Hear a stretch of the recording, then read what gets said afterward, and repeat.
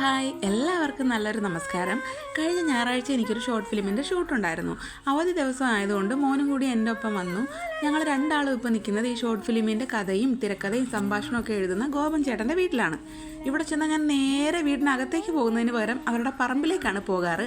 കാരണം ഇവിടെ നിറച്ചും കുറേ ഫ്രൂട്ട്സൊക്കെ വെച്ച് പിടിപ്പിച്ചിട്ടുണ്ട്. പിന്നെ തീറ്റയോട് നല്ല ആർത്തിയുള്ള ഞാൻ ആദ്യം തന്നെ ഒരു സ്റ്റാർ ഫ്രൂട്ട് പിച്ചിട്ട് കടിച്ച് പറിച്ച് തിന്നുകയാണ്.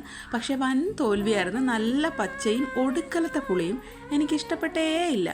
പിന്നെ നോക്കുമ്പോൾ ദേ ഒരെണ്ണം പഴുത്ത് തൊടുത്ത് നിൽക്കുന്നു. എനിക്ക് പിന്നെ അത് കുലുക്കി താഴെ ഇടാമെന്ന് വിചാരിച്ചു. മഴ പെയ്ത് മരം മൊത്തം നനഞ്ഞ് ആ വെള്ളം മൊത്തം എൻ്റെ തലയിൽ വീണു. എങ്കിലും ദേ ഫ്രൂട്ട് കിട്ടിയിട്ടുണ്ട്. പിന്നെ ഈ വീഡിയോ എടുക്കുന്നത് എൻ്റെ മോനാണ്, അതുകൊണ്ട് കുഞ്ഞു കുഞ്ഞു പോരായ്മകളൊക്കെ ഉണ്ട്.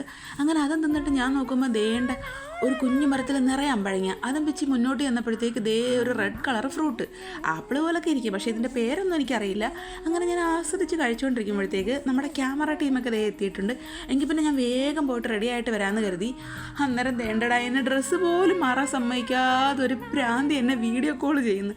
ഞാൻ പറഞ്ഞു, എൻ്റെ പൊന്നു കുരിശേ നീ ഒന്ന് വെച്ചിട്ട് പോയി, എനിക്ക് സാരി ഉടുക്കാൻ പോലും അറിയില്ലെന്ന്. അവൾ പിന്നെ എനിക്ക് സാരി ഉടുക്കാനൊക്കെ പറഞ്ഞു തന്നു. അങ്ങനെ ഞാൻ ഒരുവിധം ഒരുങ്ങി റെഡിയായതേ താഴെ വന്നു. ഇത് ഇന്നത്തെ എൻ്റെ അമ്മായിയമ്മയാണ്, രശ്മി ചേച്ചി. ചേച്ചിയുടെ ഇവിടെ എറണാകുളമാണ് കേട്ടോ. ശരിക്കും പറഞ്ഞാൽ രണ്ടെണ്ണത്തിൻ്റെ ഇരിപ്പ് കാണുമ്പോൾ എനിക്ക് ചന്ദനമഴ സീരിയലൊക്കെ ഓർമ്മ വരുന്നു. വീട്ടിലും പട്ടുസാരി ഉടുത്തുകൊണ്ടിരിക്കുന്ന അമ്മായിയമ്മയും മരുമോളും. ഇത് നമ്മുടെ ക്യാമറാമാനാണ് സതീഷ് ചേട്ടൻ. അങ്ങനെ ദേ ഷൂട്ട് തുടങ്ങിയിട്ടുണ്ട്. അവിടെ ഫസ്റ്റ് സീനൊക്കെ എടുത്തുകൊണ്ടിരിക്കുകയാണ്. ആ സമയത്ത് ഞാനും ചേച്ചിയും കൂടെ അവിടെ നാട്ടുകാരുടെ പരദൂഷണമൊക്കെ പറഞ്ഞ് സമയം കളഞ്ഞപ്പോഴത്തേക്കും ദേ ഞങ്ങൾക്കുള്ള സീനിൻ്റെ സമയമൊക്കെ ആയി. അങ്ങനെ വേണ്ട നമ്മുടെ സീനൊക്കെ എടുത്ത് തുടങ്ങിയിട്ടുണ്ട്. അപ്പോൾ എൻ്റെ രശ്മി ചേച്ചിയുടെ തൊട്ടപ്പുറം നിൽക്കുന്നത് എൻ്റെ ഹസ്ബൻഡായിട്ട് അഭിനയിക്കുന്ന പുള്ളിയാണ്. പുള്ളി സീരിയൽ ആർട്ടിസ്റ്റാണ്. ഞാൻ ആദ്യമായിട്ടാണ് കാണുന്നത്. അങ്ങനെ പുള്ളീനെയൊക്കെ പരിചയപ്പെട്ടു. പിന്നെ ഇതിലെ പോലീസിൻ്റെ ക്യാരക്ടർ ചെയ്യുന്ന എല്ലാവരും റിയൽ പോലീസായിരുന്നു കേട്ടോ. പിന്നെ ദേ ഈ തല കുമ്പിട്ട് സൽഗുണ സമ്പന്നനായി നിൽക്കുന്നതാണ് ഇന്നത്തെ എൻ്റെ മകൻ. അവൻ മാത്രമല്ല, അവൻ്റെ കൂട്ടുകാരൊക്കെ സൽഗുണ സമ്പന്നരാണ്. ഈ നിപ്പ് കണ്ടപ്പോൾ നിങ്ങൾക്ക് തന്നെ മനസ്സിലായിട്ടുണ്ടാവും. അങ്ങനെ ഉച്ചയായി, ബ്രേക്കൊക്കെ ആയി. എങ്കിൽ പിന്നെ ഞാൻ അവിടെയൊക്കെ ഇങ്ങനെ വെറുതെ കറങ്ങിത്തിരിഞ്ഞ് നടക്കുകയായിരുന്നു.